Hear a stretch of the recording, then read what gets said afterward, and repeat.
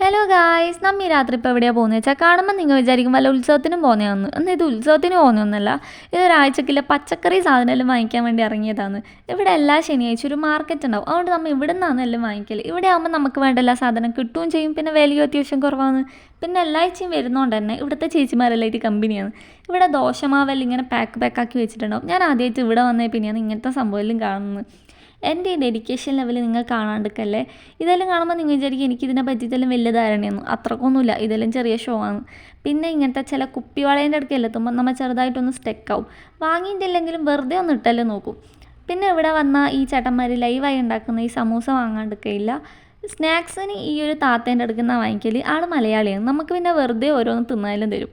പിന്നെ ഇവിടെ എന്തെല്ലോ വെറൈറ്റി ആയിട്ടുള്ള മുട്ടായിയെല്ലാം ഉണ്ട്. ഇതെന്തോ കിൻഡർ ജോയിൻ്റെ വകയിൽ ആരോ ആണെന്ന് തോന്നുന്നു. ഞാനിതെല്ലാം വീഡിയോ എടുക്കുന്ന കണ്ടിട്ട് ആ ചേച്ചി എന്നെ തന്നെ നോക്കി ചിരിക്കുന്നെല്ലാം ഉണ്ട്. അപ്പം അത്രയേ ഉള്ളൂ. പിന്നെ നമ്മൾ സാധനം എല്ലാം വാങ്ങി നേരെ റൂമിൽ പോയി ബൈ.